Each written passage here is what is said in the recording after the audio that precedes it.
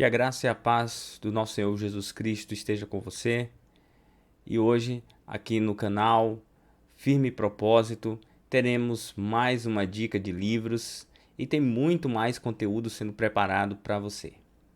O livro de hoje se chama O Discípulo Radical, um livro escrito por John Stott. Acompanhe conosco e veja uma análise detalhada de todos os capítulos desse livro. Então vamos começar falando do autor. Quem foi John Stott? Então, primeiramente o seu nome, nós o conhecemos mais como John Stott, mas John Robert Walmsley Stott.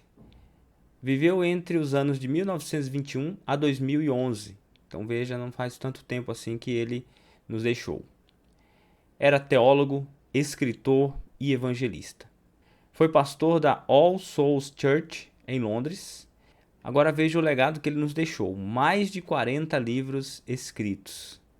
Então ele não era apenas alguém que escrevia livro, mas alguém que tinha mesmo um dom, um chamado para a literatura, que nos deixou aí um legado incrível, inclusive esse livro, que como vocês verão, uma despedida dele como autor.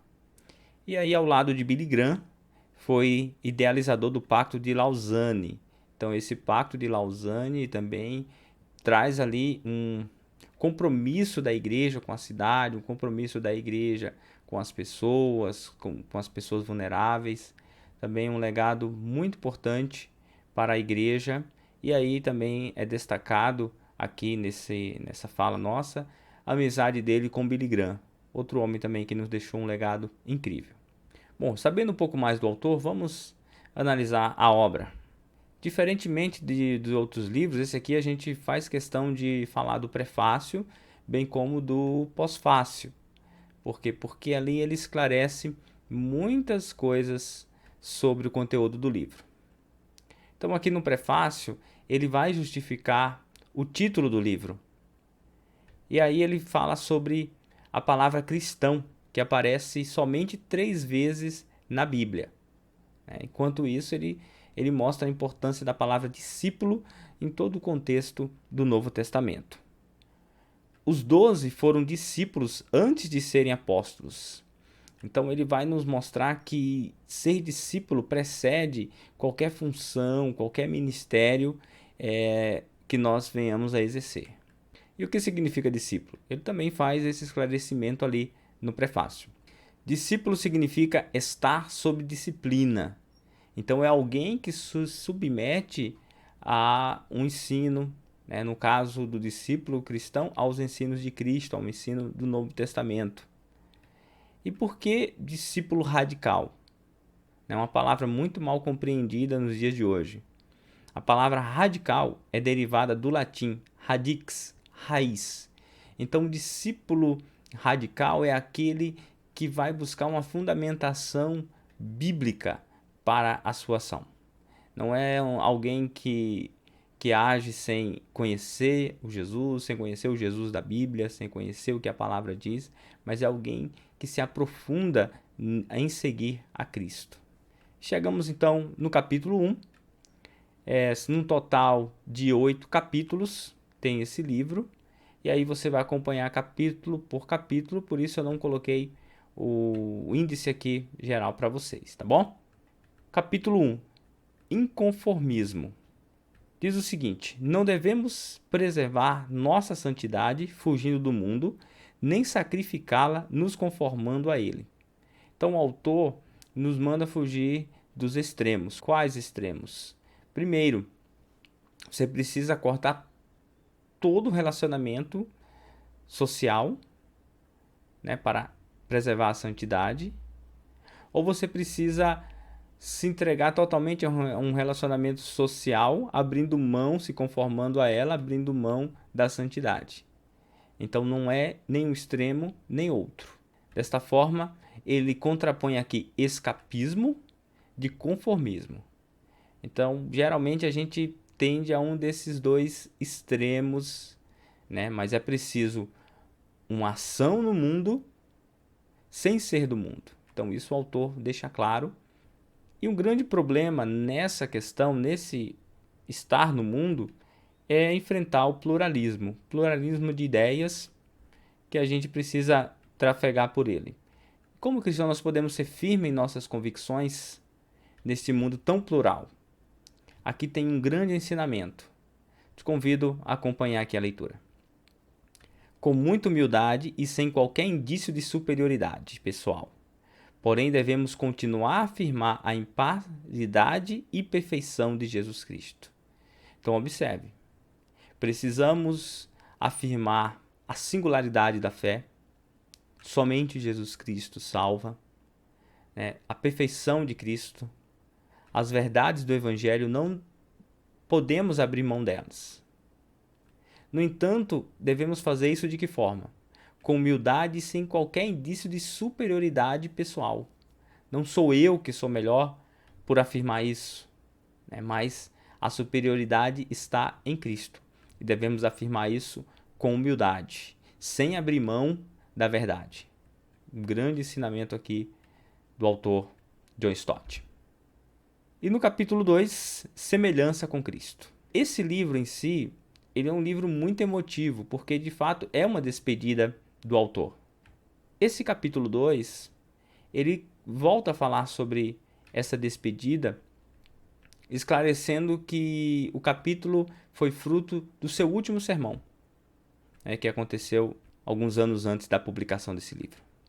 Seu último sermão, aos 86 anos, teve o seguinte tema. Olha só. Qual é o propósito de Deus para o seu povo?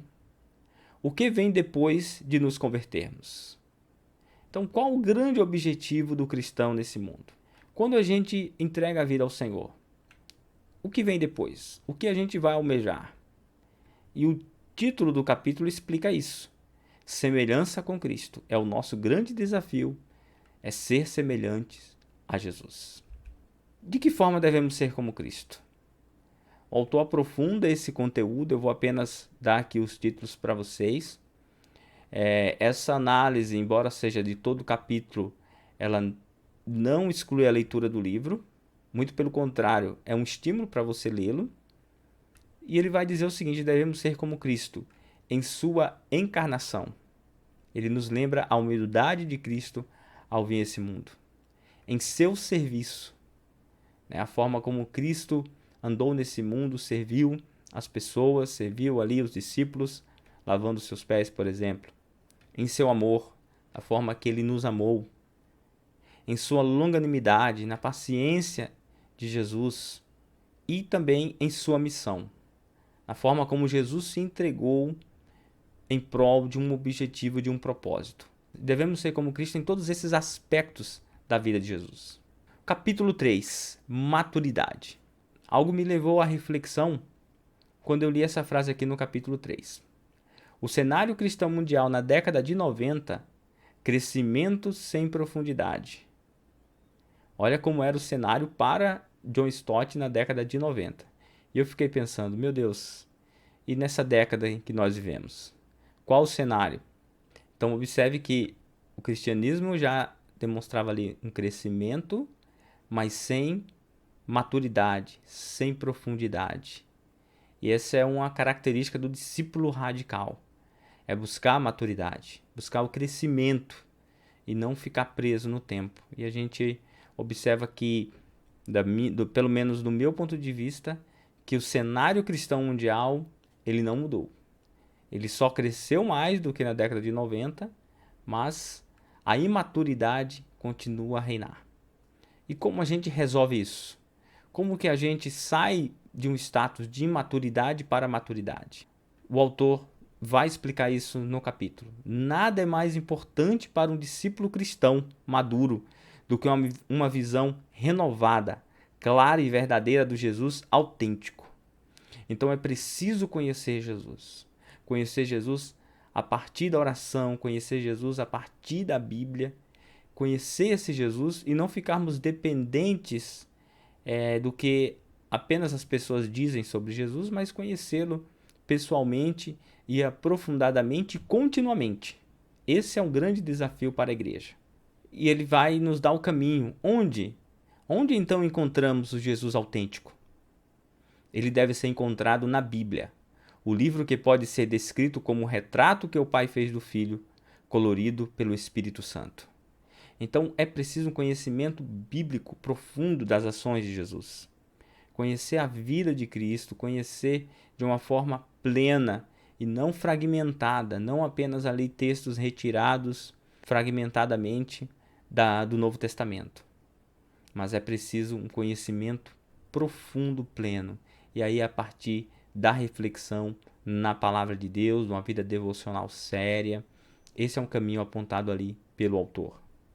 O princípio do discipulado é claro. Quanto mais pobre for o nosso conceito de Cristo, mais pobre será o nosso discipulado. Então, quanto mais eu conheço a Cristo profundamente, mais o meu discipulado é efetivo. E quanto mais rico for a nossa visão de Cristo, mais rico será o nosso discipulado. É preciso a gente ampliar nosso conhecimento da pessoa de Jesus pela Bíblia Sagrada, pela oração, pela reflexão, pela meditação. Agora o autor entra em alguns pontos contemporâneos, algumas discussões contemporâneas, como é o cuidado com a criação. É algo que está na Bíblia, mas a gente não se apercebeu, não tinha tanta necessidade de pensar quanto nos dias atuais, quando o mundo já está com a potencialidade de ser devastado muito grande, que é preciso a gente pedir, e agir em prol da defesa da criação de Deus. Mas, em primeiro lugar, o autor pontua, é preciso evitar a deificação da natureza. A natureza não é deusa, a natureza é criatura de Deus, assim como nós, e nós, como criaturas, temos o dever de cuidá-la, assim como retirar dela também a nossa sobrevivência. E principalmente a partir da compreensão ali de Gênesis capítulo 2, muitas vezes deturpada por nós, que a natureza foi criada para nós, mas não para nós a explorarmos de qualquer forma, mas cuidarmos dela e a utilizarmos com sabedoria, para que possamos continuar nos apropriando dela para a nossa sobrevivência. Porém, seria um absurdo, nos diz o autor, que aquele que criou a terra entregou a nós para que fosse destruída. Página 46 do livro. Então ele diz assim, Deus criou o mundo, entregou lá ao ser humano e falou assim, agora pronto, destruam a terra. Pelo contrário, o autor não menciona, mas tem um texto que eu me lembro, sempre vem à minha mente quando penso nesse assunto, que é o seguinte, chegou a hora de destruir os que destroem a terra, diz-nos lá o Apocalipse. Então veja que Deus tem um cuidado com a sua criação também e quer que nós tenhamos esse cuidado com a sua criação. Então Deus não criou para que nós possamos destruir a criação, mas cuidá-la para que delas possamos usufruir para o bem de todos. Não só da nossa geração, mas das demais gerações. Não! O domínio que Deus nos deu deve ser visto como uma mordomia responsável, não como um domínio destrutivo. Então somos mordomos e não somos aqueles que devemos destruir toda a natureza, toda a criação, mas sermos mordomos. E é tão interessante, porque se a gente utilizar a natureza, as coisas da natureza de forma sábia, ela mesma vai se recompondo para as próximas gerações. Algo muito, muito interessante. Simplicidade. Esse ponto, ele vem à contramão do evangelho que muitos pregam nos dias de hoje, que é o evangelho da opulência, que é o evangelho da glória humana. O cristão deve ter um compromisso com a vida simples. E aí, claro, é preciso uma leitura cuidadosa para entendermos o que é vida simples, e o que não é vida simples. Para explicar isso, é um capítulo que requer uma leitura bem cuidadosa, porque trata de muitos temas. Eu concentrei aqui os temas que ele aborda nesse capítulo. Ele trata da acumulação, da mordomia, da pobreza e riqueza, da nova comunidade, do estilo de vida pessoal, do desenvolvimento internacional, justiça e política, evangelização e retorno do Senhor. Então a vida simples, ela deve fazer parte do discípulo, em um sentido em que ele não busca apenas o seu próprio interesse, mas ele busca uma mordomia, como diz aqui. Achei interessante esse ponto que ele colocou aqui, busca um desenvolvimento internacional, que as próprias agências missionárias têm descoberto isso com o tempo, que não basta somente você ajudar de uma forma imediatista as pessoas, mas é preciso você capacitar essas pessoas para se desenvolverem. Então, desenvolvimento internacional, trabalhar, ajudar nesse desenvolvimento de nações que têm suas vulnerabilidades. Justiça e política. Um ponto também muito importante, nós, como evangélicos, o cenário político tem estado muito próximo de nossas igrejas. No entanto, é preciso um olhar não somente político, mas também da justiça. Também uma preocupação com a justiça social, com as pessoas que estão sofrendo.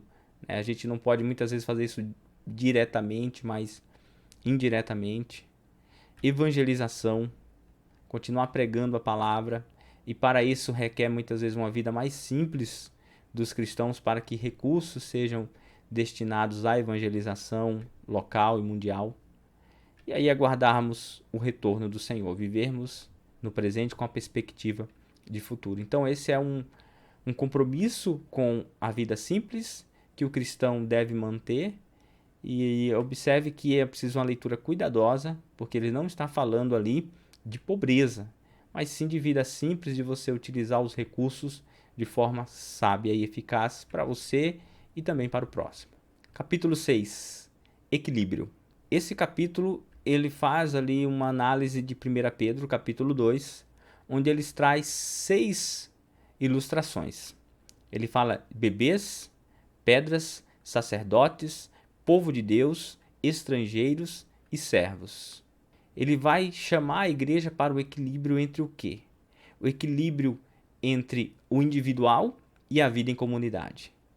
Que nós não devemos enfatizar um em detrimento do outro, mas eles seguem em conjunto. Há movimentos que enfatizam demais a vida em comunidade a ponto de sufocar a individualidade, o tempo da pessoa com Deus. E o contrário também é verdadeiro. Tem pessoas que enfatizam tanto a individualidade, não, que a vida com Deus é só eu e Deus, e ignora a comunidade.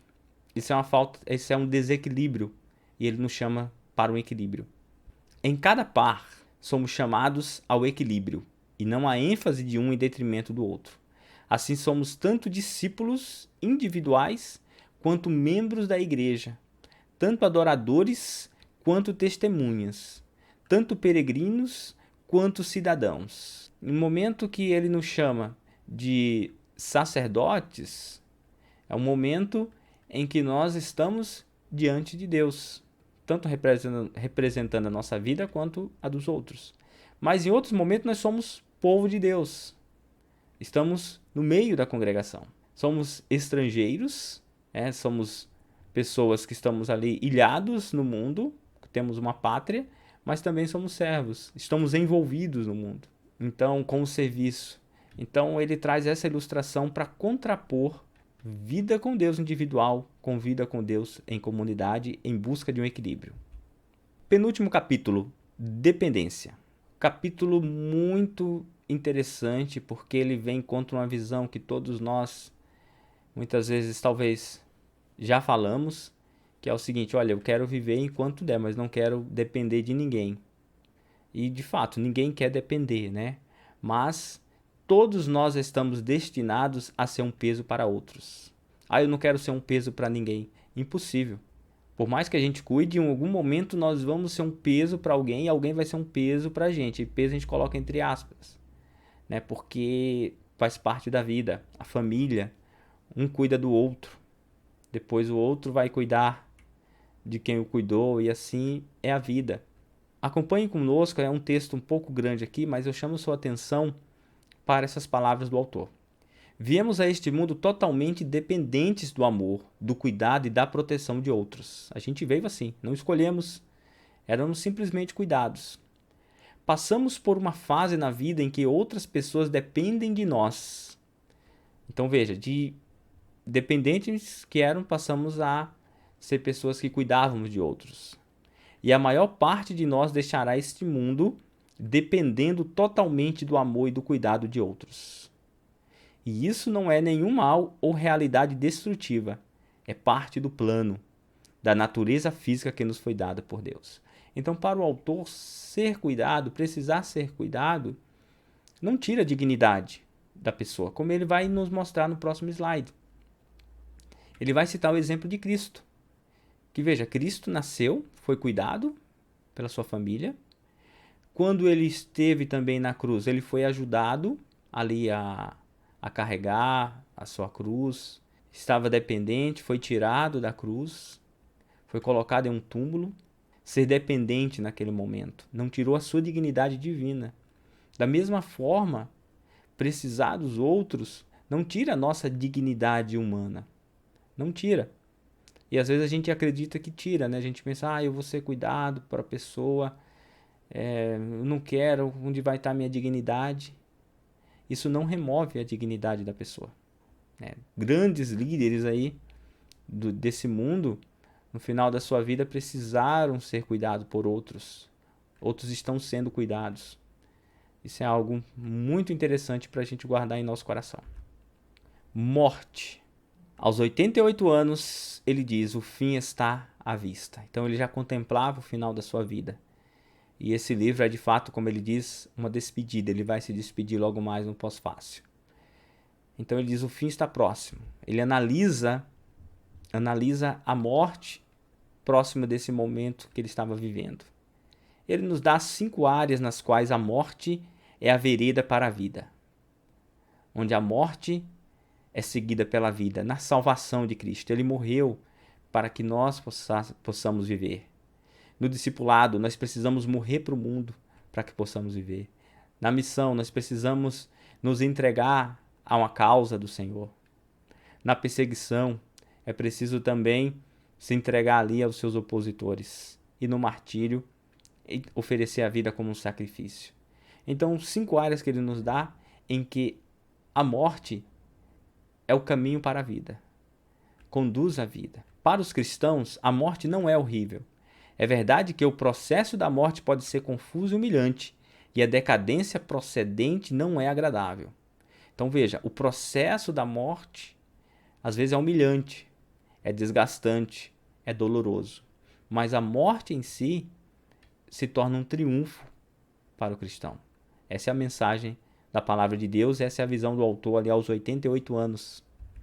E aí o pós-escrito, o adeus dele, de fato ele morreu no ano 2011, esse livro foi publicado aqui no Brasil em 2011. E esse também é um capítulo muito lindo, maravilhoso, é uma herança que ele deixou para a igreja. Ao baixar minha caneta pela última vez, ele vai dizer que de fato a última vez é caneta porque ele escrevia à mão e outras pessoas digitavam para ele. Aos 88 anos, aventuro-me a enviar essa mensagem de despedida aos meus leitores. Então ele dá uma mensagem de adeus àqueles que leem os seus livros. E não apenas deixa essa mensagem, mas dá um encorajamento. Deixe-me encorajá-los a continuar lendo e a incentivar seus parentes e amigos a fazer o mesmo, pois esse é um meio de graça muito negligenciado. O livro, a leitura cristã, é um meio de graça, é um meio onde Deus age para nos edificar, para nos abençoar, mas muito negligenciada pelos cristãos.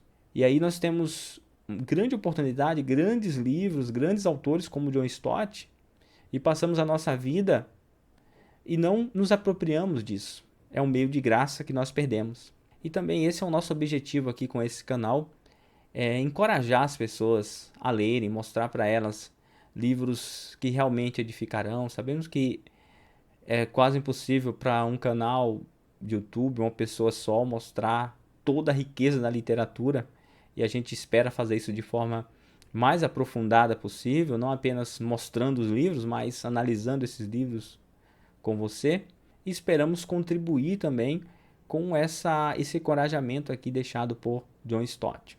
O autor também nos diz que todos os direitos autorais foram cedidos ao Lanier Literature, foi um instituto criado por ele, que ajuda a distribuir literaturas para pastores, para líderes de todo mundo. Eu me lembro quando era estudante no seminário, a gente recebia ali alguns livros com desconto, livros com 40%, 50% de desconto, algo que era bem difícil de conseguir na época. Todos os direitos autorais de seus livros vão hoje para esse instituto. Sua biblioteca pessoal foi deixada à disposição de vários pesquisadores cristãos, também um legado que ele deixou ali para o reino de Deus. Assim, chegamos ao final de mais um livro. Recomendo, como disse o próprio autor, que você continue lendo, que você se aproprie desse meio de graça que é a leitura. Muito obrigado. Para mais informações, nos acompanhe aí no nosso site, aqui no nosso canal do YouTube. Grande abraço e te espero no nosso próximo vídeo. Até lá!